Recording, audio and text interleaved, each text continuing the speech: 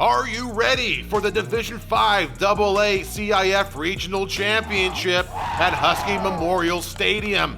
Hughson High hosting Ripon Christian High. That's right, the respective D6 and D7 Sac Joaquin section champions facing off.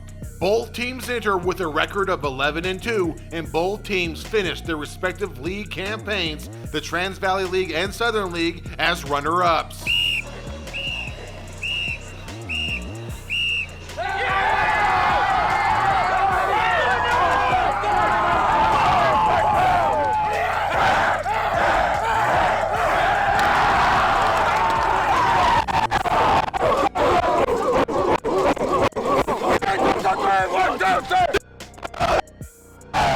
The Huskies with a full 62-man roster, while the Knights boast only 21 players after losing 3 major weapons in last week's D7 championship.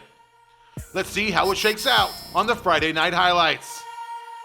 Slow start for both offensive units as Hughson fails to convert on 3rd and 6 on his opening drive. And while RC had a great first play from scrimmage, a 19-yard pass from Trey Fasani to Derek Van Eldren, a bad snap and loss of 17 yards quickly puts an end to this drive. Hughson gets the ball back but can't do much with it. RC's defense again pitches a 3 and out. And that opens the door for the Ripon Christian offense to find some rhythm. The quarterback connects with Eli Terpsma for 39 yards and a first down.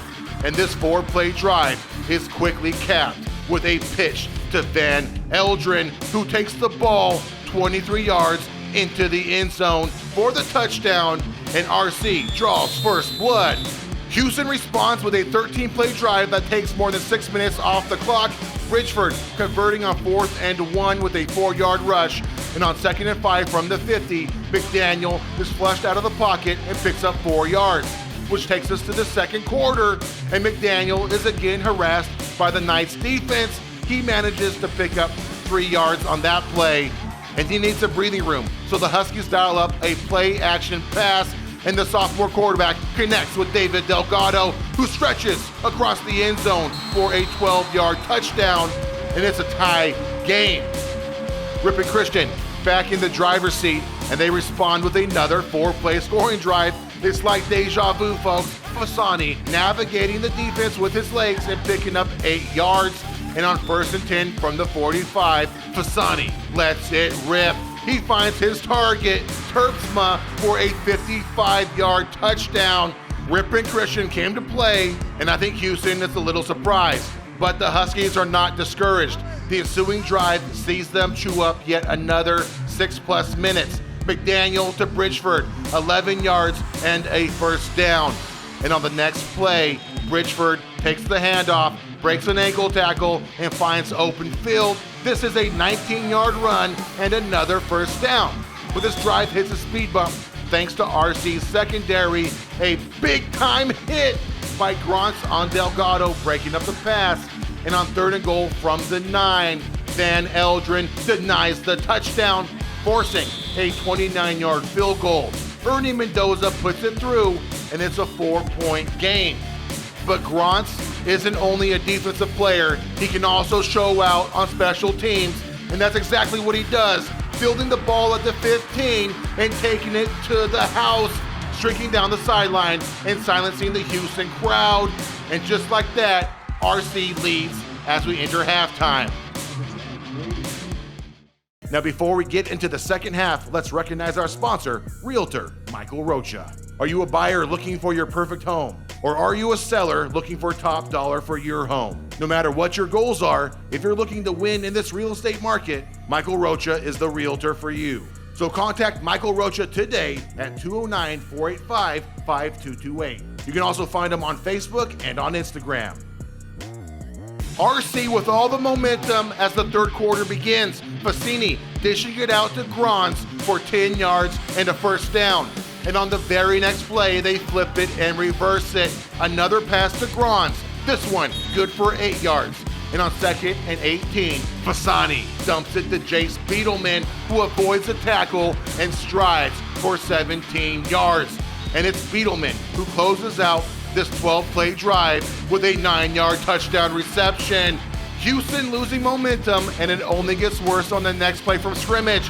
Ethan McGovern with the interception, and that sets up the Knights at midfield, and RC is looking to drive the dagger. Van Eldren on the pitch, breaking multiple tackles, and he dives into the end zone. But the flag for holding calls it back, and on 2nd and 18 from the 25, Bridgeford steps up for Hughson with an interception, stopping the drive and keeping Hughson's hopes alive.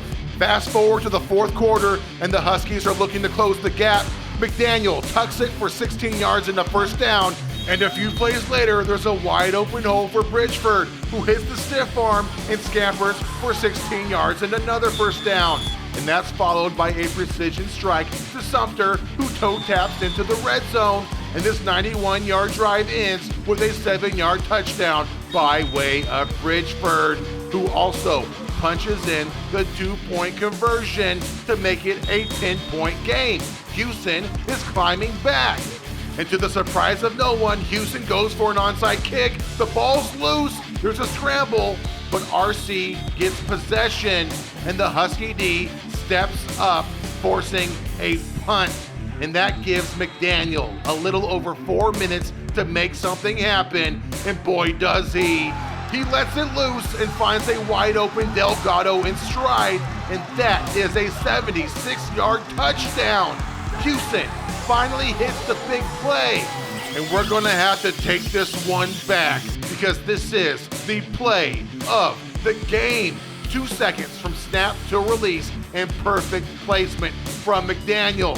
And once Delgado gets the ball, it's a foot race between him and McGovern, and McGovern can't quite catch him, and Hughson is within 3 points. The comeback is on the table, and RC's offense continues to lose steam. There's another 3 and out, but more importantly, Fasani is forced out of bounds, stopping the clock. And so Hughson takes over at its 9-yard line with less than 3 minutes, and it's do or die. Bridgeford, 26 yards for the first down at the 49. And a couple plays later, McDaniel finds Sumter for another first down, but illegal man downfield negates it, which takes us to 4th and 20 with the game on the line. McDaniel with days to throw and finds Sumter for 30 yards in the first down. Talk about threading the needle. 1:16 on the clock, and McDaniel is forced out of the pocket. He picks up 11 yards, and he's out of bounds at the 25. Very next play, Bridgeford busts loose and picks up 18 yards. It's a goal line scenario, and the QB sneak from the 2 is stopped in its tracks. A spike on 3rd down, but the QB is hurt.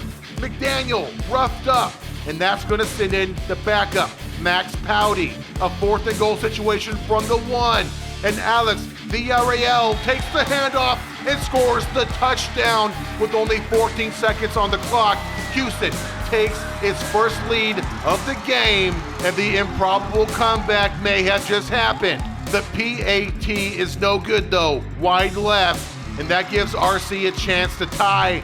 And a questionable onside kick gives the Knights great field position at the 38. Will they go for the field goal or the touchdown? They go for the touchdown, and Fasani is intercepted by Delgado as time expires. 21 unanswered points, and the comeback kids are NorCal champions. Hey, you know next week to me.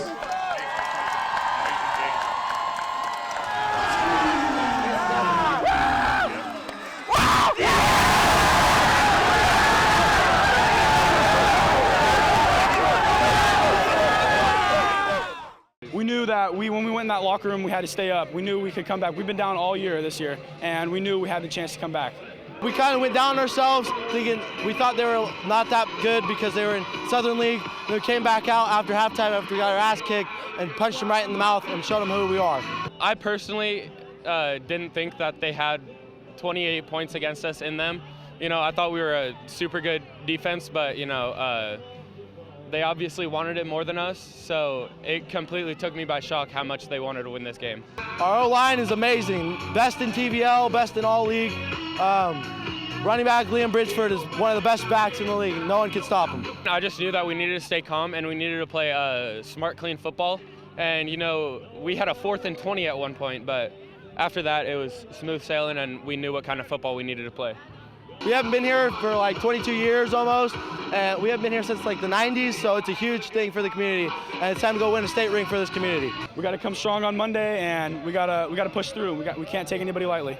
A state win would be massive. You know, we haven't even made it past this point since 1997, and the fact that no one has believed in us this whole year, it would do wonders to this whole entire town.